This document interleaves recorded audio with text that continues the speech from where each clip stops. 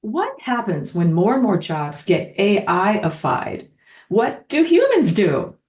Hey, Adele Wong here, and welcome to the podcast where we explore all things around creating an amazing life and dealing with a world that has never been under so much change. And AI is definitely a big change that's impacting everybody on so many levels. Every business is going to be impacted, the way we communicate, our policy, even our politics. For those of you who don't know, I have been a leadership mentor and I am an AI consultant as well. So I get to sit with both of these on the personal level of people's happiness and what's happening on a change level for businesses and what it means to be human and what companies are dealing with. So unless you've been hiding under a rock, AI, artificial intelligence, is probably the biggest change that we've had almost ever, even bigger by some estimates than the Industrial Revolution. And the reason why is that up to now, most of our technology breakthroughs haven't been able to make decisions for us. That's what makes AI different. Up to now, the computer, the car, the cell phone, all these things were great. But it's not like the car could just automatically turn itself on and take you where you wanted to go. Your computer wouldn't know what to do on a spreadsheet unless you told it. Up to now, inventions haven't been able to make decisions for you. AI is different because now the technology has advanced to a point where it has agency. It can just make decisions for you that can alleviate a lot of stress, make a lot of jobs much more efficient. And I'm going to get into that in a second. But AI has already been around for a while. You just didn't notice it as much. And the easiest place to notice where a very primitive AI has been happening is probably in social media. Algorithms are a form of AI, meaning they know what you like to look at. If you liked this dress on Amazon, they're going to show you you might like this. If you watch this movie, you might like these three suggestions. Algorithms are a form of AI, and there's some pros with that. And we're all familiar that it also has some cons. And I'm going to get into that in a bit because now the technology has really advanced to an exponential level that's going to be impacting everything's going to be an algorithm. Right now, there's a lot in the business world around using these latest AI tools to help with business. That means that consultants, advisors are coming in and looking at companies. And what we are looking for is how to get the most out of humans to do human things and start implementing AI to do the stuff that nobody likes to do. That's usually tasks that nobody enjoys. It's very repetitive. You really don't need a human to be managing contracts or reconciling this against that, or emails, customer service inquiries, things that happen over and over that just wear people out. No one wakes up in the morning excited to respond to your basic repetitive emails that you might get from customer service. But those types of jobs are perfect for an AI agent to be involved with, to know that when we get this type of request, it has the intelligence to look at it and make decisions and suggest what a good course of action might be, to draft an email that a human can look at and say, yes, maybe a few corrections and hit a send, save that human a boatload of time in researching, writing out, and just make that person's day a whole lot easier. So this means that a lot of jobs that people used to be paid to do can now have an AI component so that people can be freed up to do higher level tasks that involve more things like creativity, engagement with humans, instead of worrying about the email piling up or worrying about looking for a clause in a contract and what does this mean. Artificial intelligence is going to just free up humans to do more human tasks. Yay. And this means that there are going to be some jobs that it's not always going to be clerical. There are going to be some jobs that are more AIable because they are data oriented. Computer software development, coding is perfect for AI because it takes a bunch of information in, and what used to go through a human to send some information out, and AI can now do that faster and easier. A lot of creative jobs are impacted too. We all know there's right now a rush into the tools for generative AI. That's things like photography, writing music on at the touch of a button. Poof, you've got a song. You can create images. A lot of moving video can now be created AI. You can have an AI. I am not a bot right now, but I could make myself a bot by cloning my face and my voice and be talking to you. That's interesting. The question becomes, as these jobs get bubbled up more to, you're not going to need so many people to do the grunt work, that this next level will be some people in the loop managing some of the higher decisions. And as this technology develops and the AI engines get smarter and smarter, what we will probably see is that the level of work is going to start bubbling up to the next level of decision making because the AI agents are now smarter. They can help make mid-level decisions, right? And then it's going to bubble up. This is just what is probably going to happen with AI. The nature of work might change. And we have to start thinking about things like what we intend, what kind of life, what kind of policies do we want for this technology? Basically, if AI starts to now generate a lot of creative stuff and can write our software for us and make key decisions, what will humans do? And that's a legitimate question. I think there's always going to be new opportunity for humans. No matter what happens, there's always going to be new things that open up on the horizon. We just don't know what they are yet. So it behooves you, if you are AI savvy, to be curious. What are the jobs of the future? And I'm going to outline a few that I think might be useful because we won't need as many people anymore. It's possible that in the end, you might have companies where, if there are a few people at the top managing a few things, managing a bunch of agents, and you can run a company with only a few people. We're already seeing that. So it's understandable that people are wondering, well, what happens to people? There are two things that I think might happen. And just stick with me to the end because I'm going to go kind of out there. It might sound a little bit crazy, a little bit loony, but so I think the best predictor of the future of human behavior is probably past behavior, right?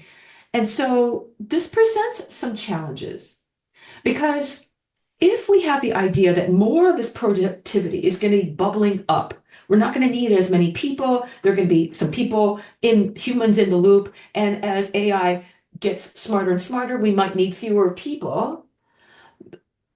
All this productivity, the question becomes, with all this new money and productivity that's being generated from AI, where's the money going? Right? And that's a legitimate question.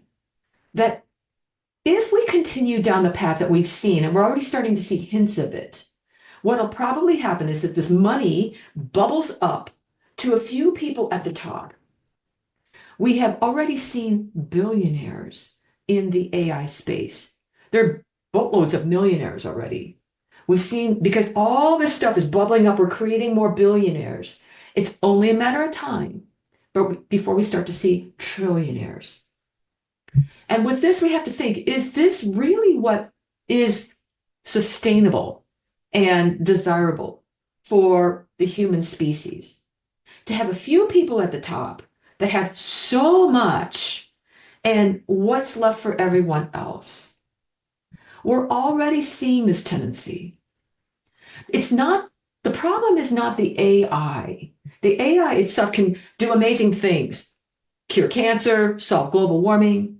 The problem is in the people and the mindset of people implementing AI. And right now, what's going on is as this wealth gets generated up, The people at the top are tending to buckle down and hoard it. There's this idea that still in the mythology of the way some people think that I, by myself, will be smart enough to figure this out, to hoard as much as I can for myself and my family. Everyone else, well, that's your problem. Why do I say that? Because we see this already in the behavior of some billionaires who are looking at this technology and going, I want to make sure that in the coming, whatever it is, whether it's climate change or nuclear issues or whatever it is, I want to be sure that me and mine are okay. So as a billionaire, I'm going to build bunkers underground that cost multiple millions of dollars and stock it with all the resources I need so that my family will be okay when the disaster happens. That's what Mark Zuckerberg's doing with his money. Instead of the idea that maybe I could use these billions to be part of solving the problem, which would require a different mindset, one of cooperation. The tendency right now is still me, mine. You can see this in any miniature disaster of a flood or something that's already happening. There is a tendency for humans to hoard and buckle down and just take care of me. Whether it's a feeling like I can take care of me all by myself, this is natural. We haven't, as a species, been very good with cooperation. And this tends to tap into a mythology about how we should be self-sufficient, self-independent, because that's kind of what we were raised to think through the industrial age, right? But in this new world, it doesn't work so well. So all this wealth bubbling up, it could be that if we don't change the way we think about resources and the human impulse, and we continue down this path, probably you're going to have a few people at the top with trillions and a lot of other people with just, oh my gosh, scrambling. This sort of puts economic theory on its ear. You are talking to someone who's studied in graduate school. I finished school with an extremely conservative view of the world when it came to things like supply, demand, basic economic theory. Leave the markets alone, let the market find its natural equilibrium, keep taxes low, let the government stay out of everything, and that way the market will find its greatest efficiencies. And I really believed that for a while. And it wasn't until I started working that I started to notice that, the real world doesn't quite work that way. Because standard economic theory assumes things like everyone has equal access to resources, equal access to information, that information is free flowing. That's not how the real world works. Because in the real world, more information is more power. More power means you can change the rules of the game.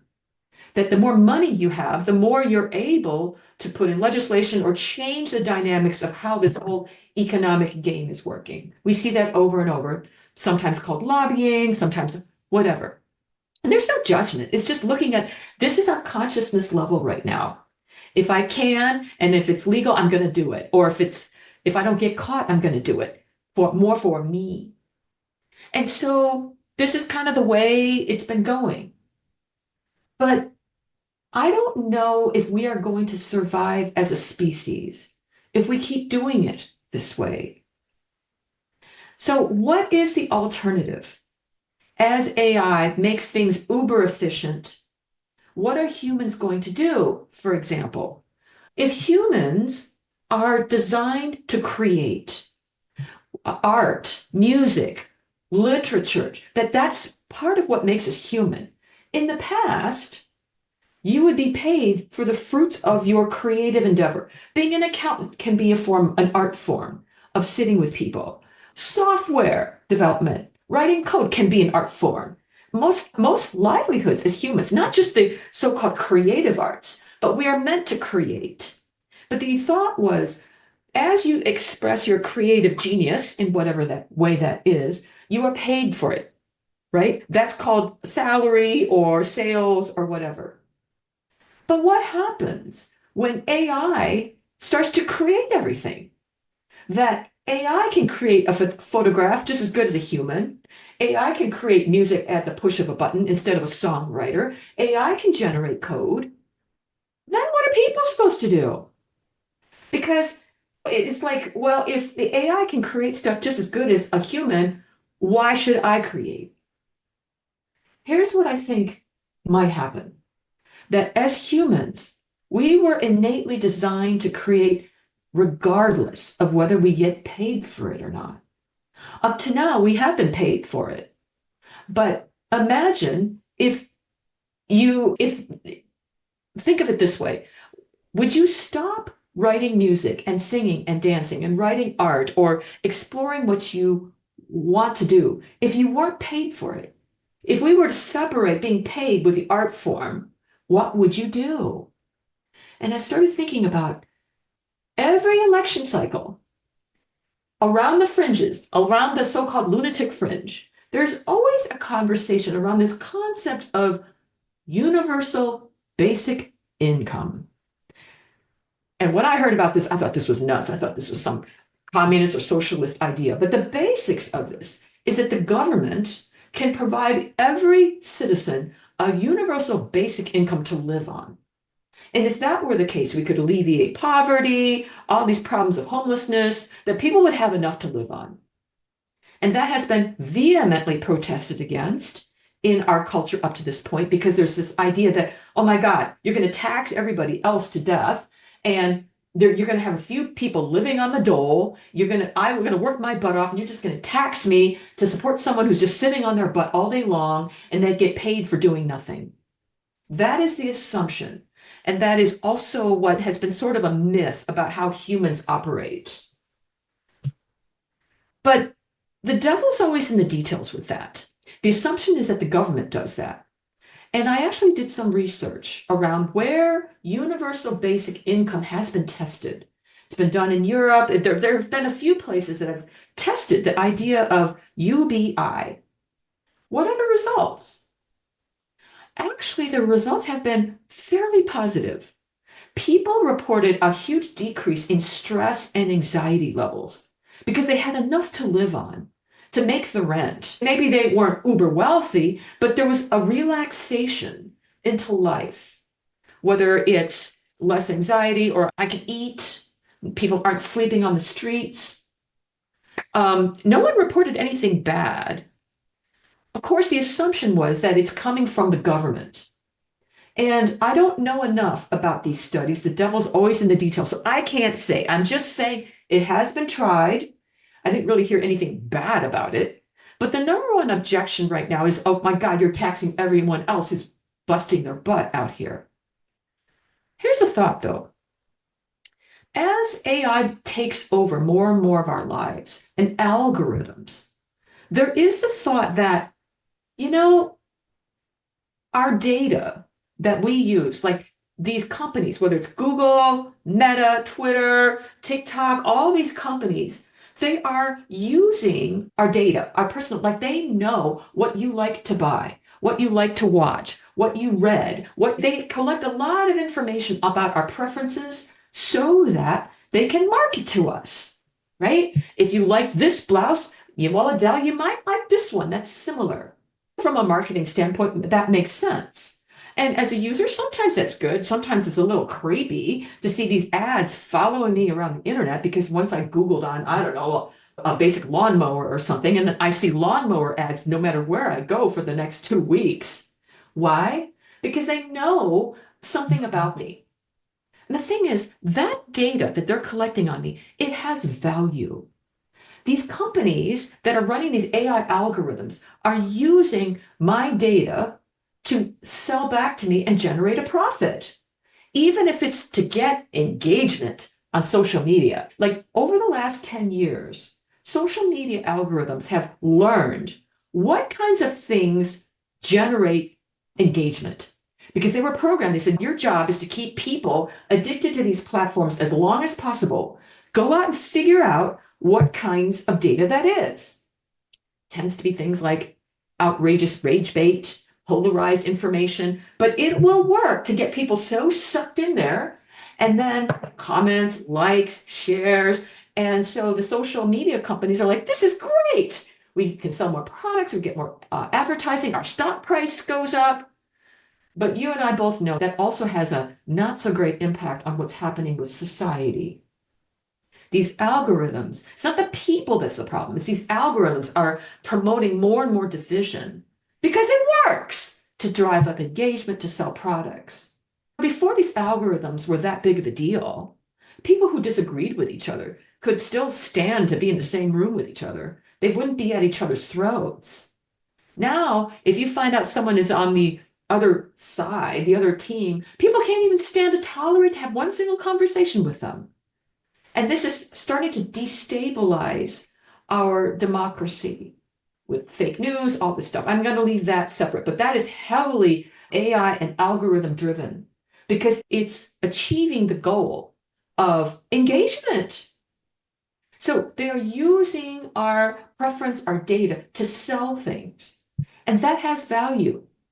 And it's very extractive of the consumer base. It's pulling information out of you to make more money and sell. What if the thought of UBI is, if you're going to use my information to market to me, pay me for it?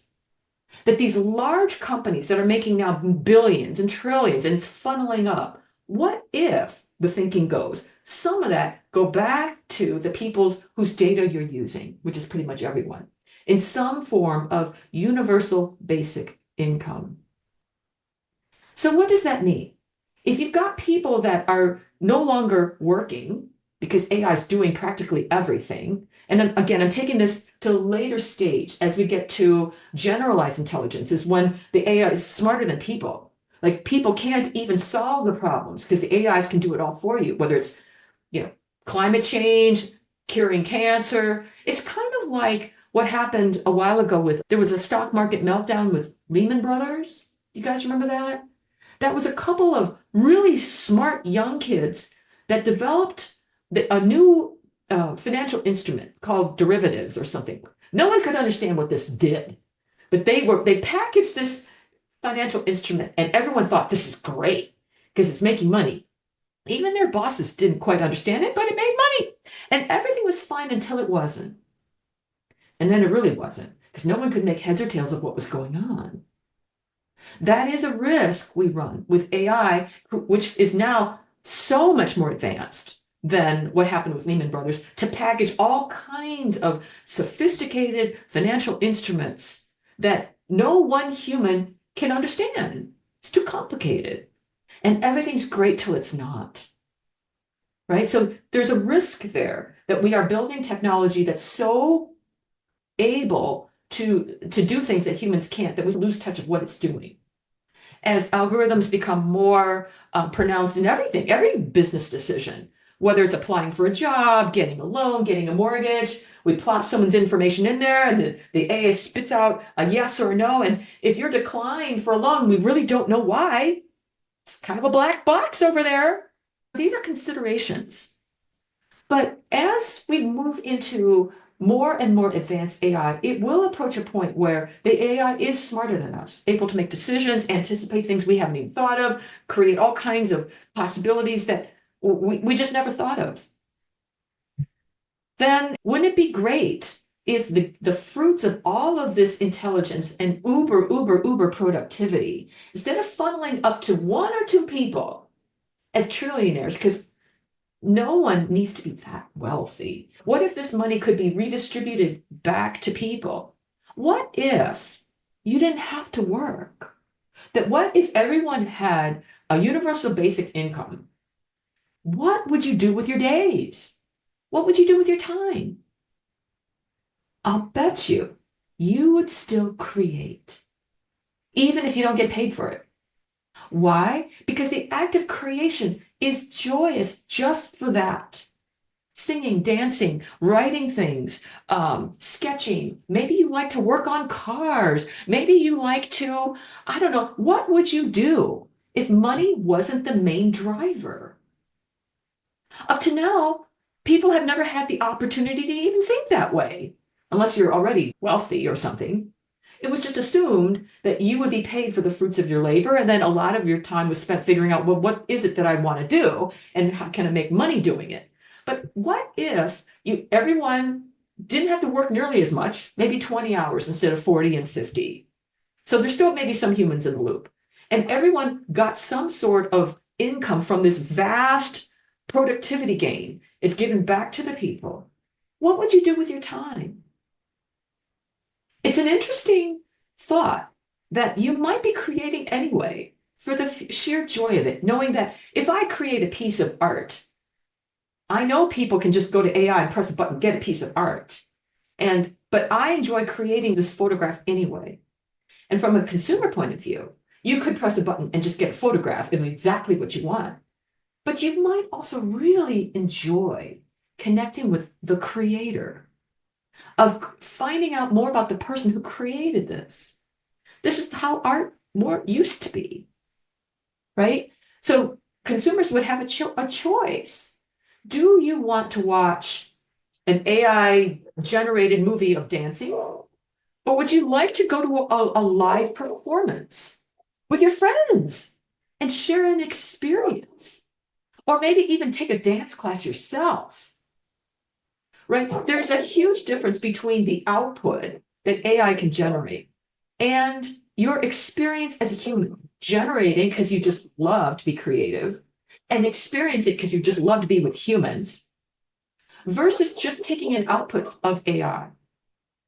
I think there are some jobs we can all agree on that even if they could be done by AI, sorry, my dog's going crazy. Even if they could be done by AI, would you want them done by AI?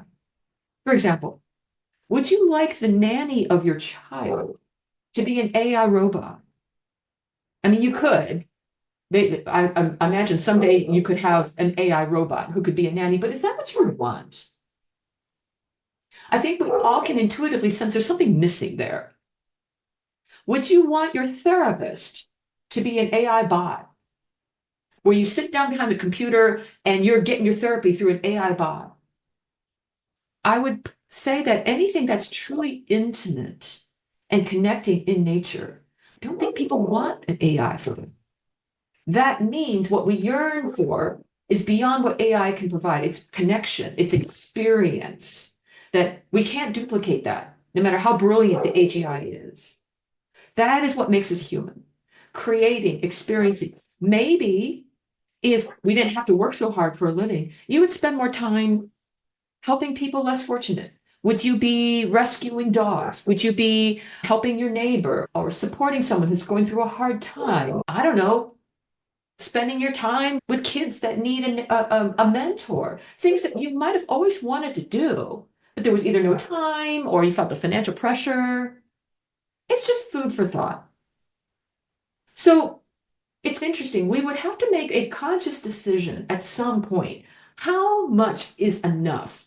That as we AIify the jobs and the productivity goes up and the money starts to flow up, at what point does it tip too much into what's unhealthy? My position is that I don't think a trillionaire is the natural order of things. Because in nature, you never see one creature consuming everything, getting obese, and destroying everything in its path.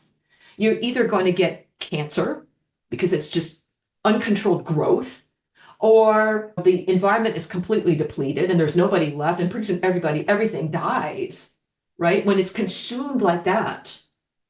Why, if there is some way at some point, what is the tipping point where we say, okay, we really can't afford all the money to go up to a select few people. Let's find some way to keep this system generative down to the people whose data we're using. And let the bots and the AI do the big stuff of solving cancer, the climate change problems, like the things that people really struggle to do. Let them run that. And this excess profit go back to humans. And people might discover what it's like to be human again.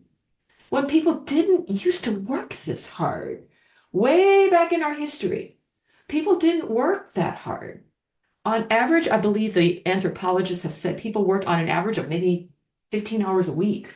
That was when people were chasing, hunting and gathering. that most of the time was spent with each other, telling stories, hanging out. Maybe we're going back to that because now people don't have to exchange something for money, whether it's grunt work or feeling like the starving artist that I'm going to make this amazing piece and get paid 2 cents for it. That's not very soul affirming. Maybe we're approaching a point where if you, whatever you like to do it.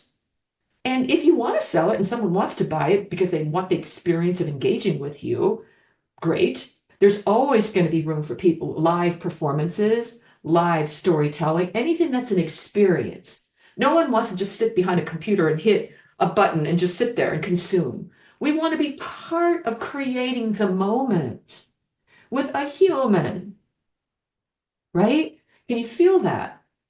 And that might be what makes people happy. And if there's enough to live on, let the bots solve the big problems of the day with curing cancer. What do you think? So I think we have a choice that will be coming at some point. Do we want to continue down the same path that we are on right now, which is more hoarding? Me, myself, and me. Because it's a natural response because we're scared. We don't trust each other. Let's batten down the hatch, build a bunker that's millions of dollars worth underground, and everyone else, well, but me, myself, and I. It's this myth that I alone can transcend all this through my own brilliance.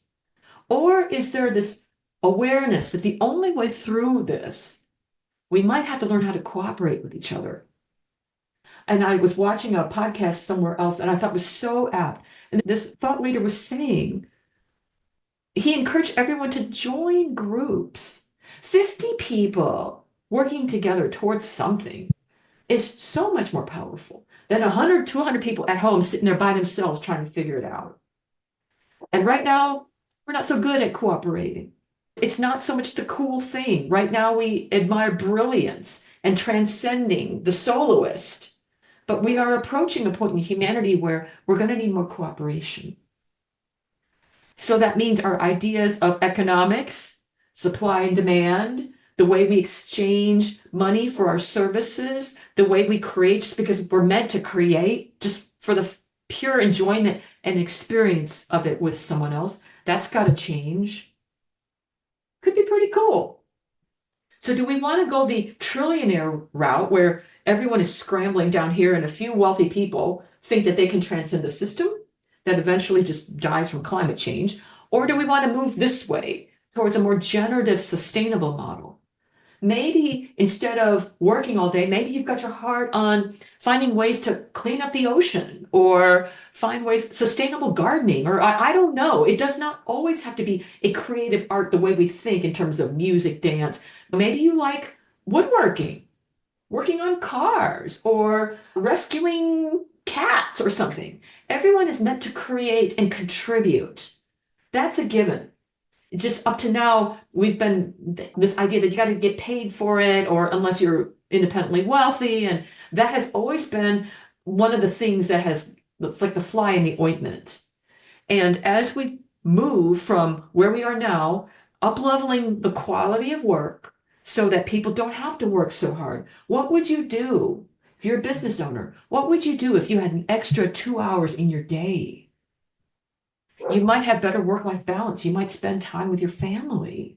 What if your staff wasn't constantly frazzled and stressed and could spend more time talking to each other or customers on the phone that are needing assistance? I mean, this could, and my hope is that there's a feeling of spaciousness and not, oh, let's squeeze the turnip even harder and make one person do the work of 100 just because we can. That might happen. But my hope is that we're actually opening up more space for creativity and human. And as the technology develops, finding ways to create a sustainable way of life, because AI is not going away. It's just going to keep getting smarter and smarter, right? So we've had to find some way to coexist as humans without putting ourselves at risk. That means we're going to have conscious decision making about how we use this tech. It can't just be a free-for-all, let the market decide, because would you want that? I think we're going to have to make a conscious decision of how we want to use these tools. I hope this has been useful. I know it's a little wild. Share this with your friends. I could be completely wrong because no one knows right now. But as someone who's spent 15 years in people's inner worlds of what makes people tick, anxiety, stress, and as working with people in AI, this blend, we must blend them together for our benefit. AI must serve humans, not the other way around. So what would you do if you didn't have to work so hard for a living? Share this with your friend. I welcome your comments. Till next time. Oh, subscribe to the channel for more thoughts, crazy thoughts like this.